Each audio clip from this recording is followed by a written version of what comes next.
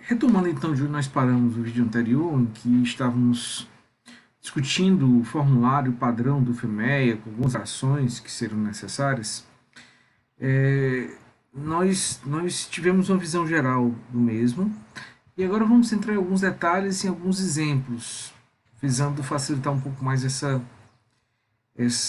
entendimento. Então, o que nós já fizemos aqui? O que nós já elaboramos?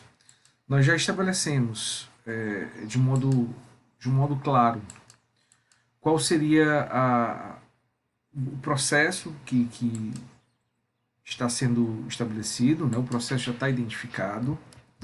Um outro ponto importante, nós já definimos quais são as funções que o produto deve realizar, ou que o processo deve conseguir, os requisitos que o processo deve obedecer, considerando as funções do produto e ou os requisitos do processo, o tipo de falha que pode acontecer, bem como seu efeito potencial. Já vimos que logo em seguida, após a definição do efeito, tá, nós poderíamos transferir e colocar logo imediatamente após o efeito a identificação da severidade. Vamos entrar em mais detalhes sobre isso. Severidade. O que é a severidade? Severidade diz respeito ao impacto que a falha ocorrida gera, ou para a empresa, ou para o cliente, e que está relacionada a perdas, né? A dificuldades, a elementos que podem, de alguma forma, impactar diretamente na performance do processo ou na percepção de qualidade. É como se fosse aquela gravidade do Gucci.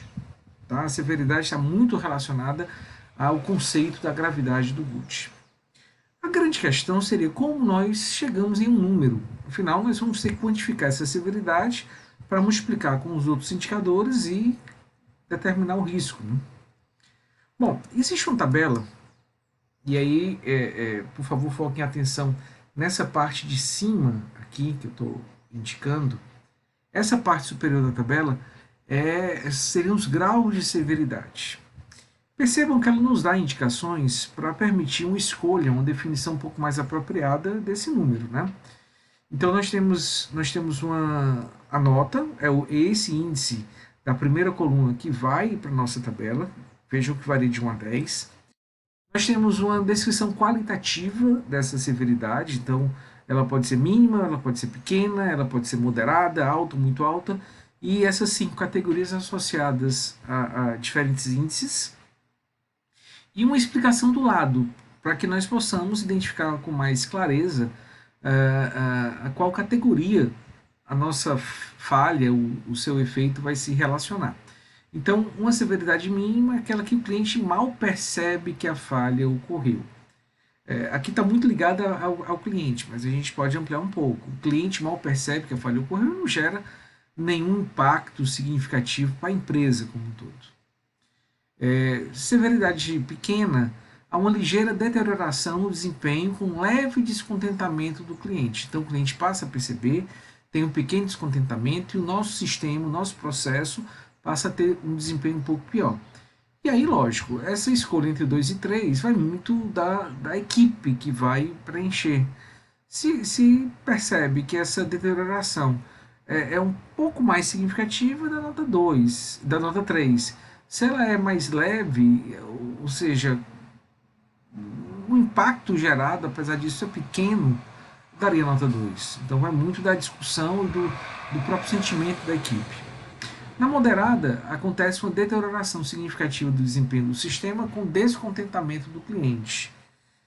Percebam que o nível já vai evoluindo, e aí nós teríamos 3 possibilidades, 3 graduações que deveriam ser discutidas pela equipe para chegar à indicação de qual índice seria alocado. Alta, o sistema deixa de funcionar, gerando grande descontentamento do cliente, e muito alta, idem ao anterior, porém afetando a segurança. Então seria um caso realmente mais crítico. Bom, essa é uma tabela padrão. Tá? Agora, pode ser adaptada para a empresa? Eu posso mudar isso aqui? Eu estou achando que esses critérios não estão retratando muito bem o que a empresa passa? Pode, não tem problema nenhum. Se não há, por exemplo, uma situação que afete a segurança do cliente ou dos funcionários, a gente poderia mudar isso e colocar em termos de perdas financeiras, de qualidade, de percepção, de valor agregado.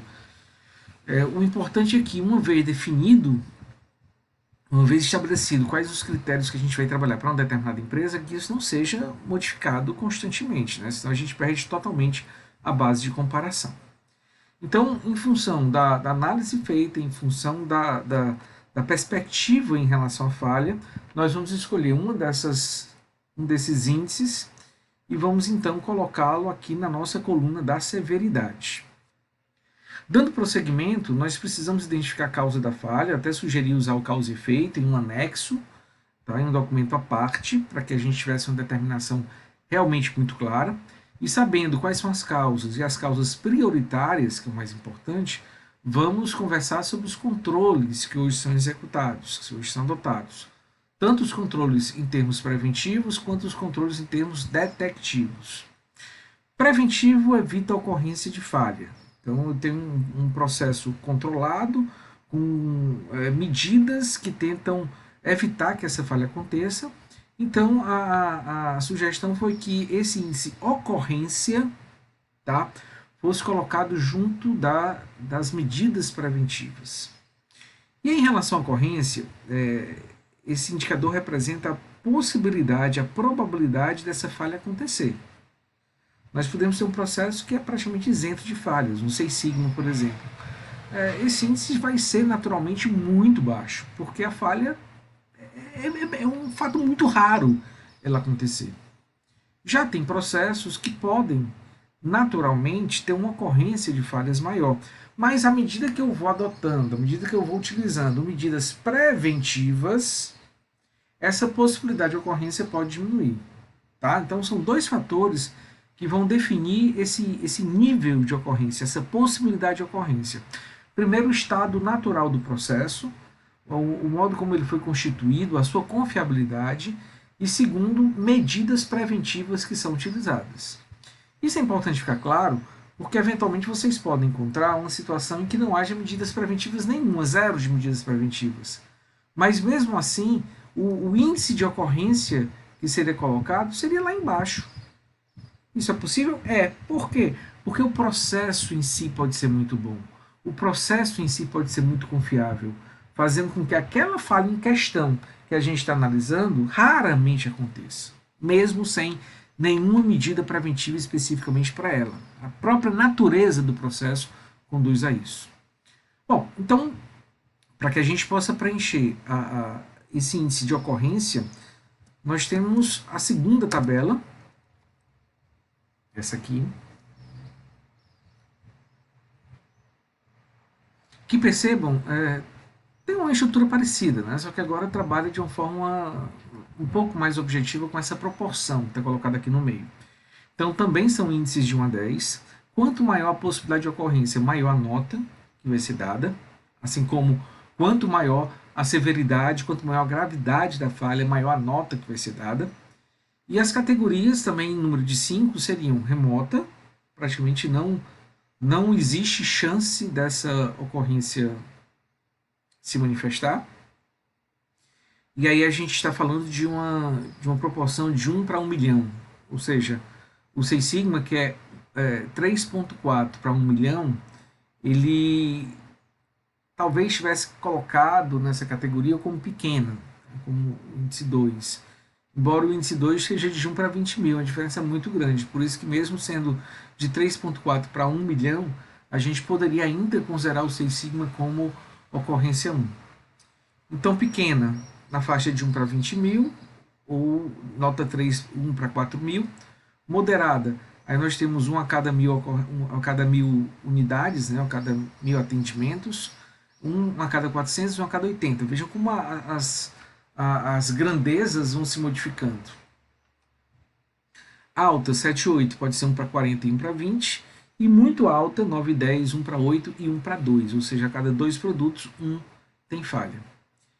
Bom, ele coloca também com outra coluna que vocês nem precisam se preocupar muito agora, a gente vai entender um pouco melhor o que é esse indicador aqui, esse indicador CPK.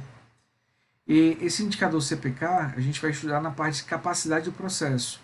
E ele representa o índice de capacidade real do processo.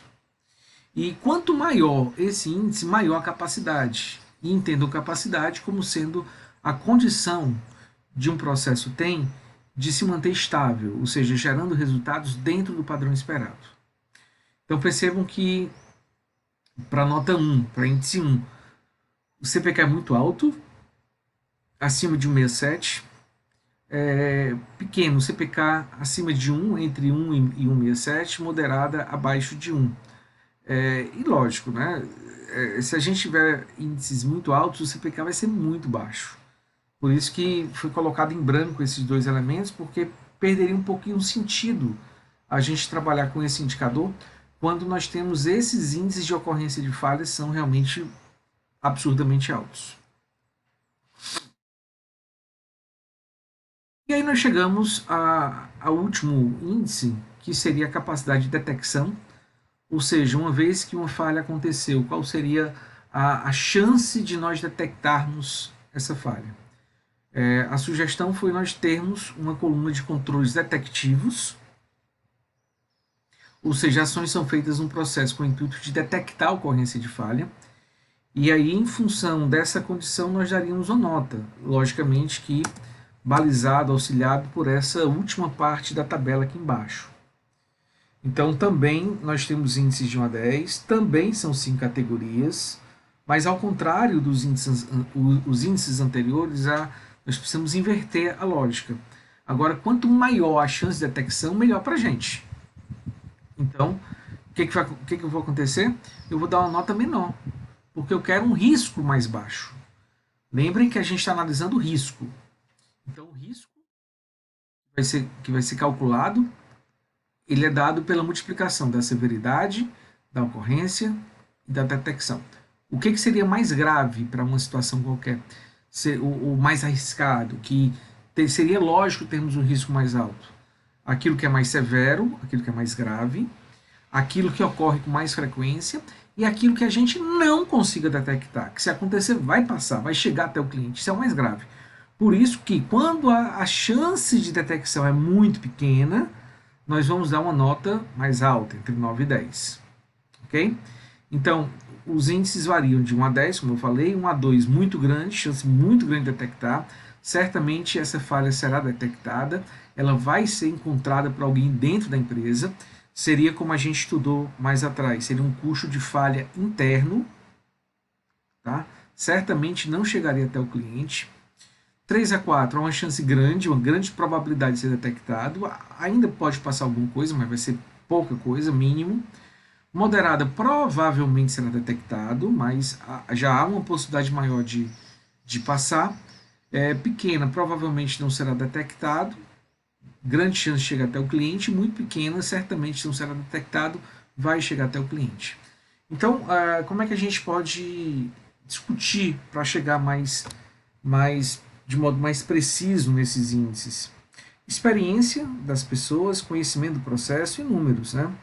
Então, quantas reclamações vindas de cliente pertinentes, lógico, relacionadas a defeitos de fabricação nós tivemos no último período?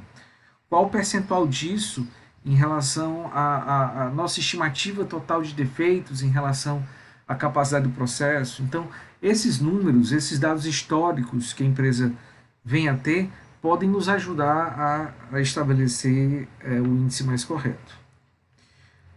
Bom, então, só fechando, como nós vimos anteriormente, quando nós tivermos os 3 indicadores, vamos ter o índice de risco, vamos poder, então, em algumas publicações, vocês vão encontrar isso aqui como sendo NPR, tá? Então, se vocês encontrarem essa sigla NPR, é o risco envolvido, e ele permite uma priorização.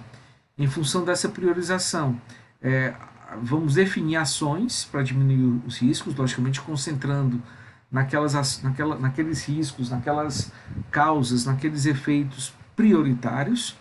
Um plano de ação com 5W2Hs poderia ser realizado e, em seguida, uma nova quantificação da situação modificada vai ser feita usando os mesmos critérios, usando os mesmos indicadores, calculando um novo risco para comparar com o anterior.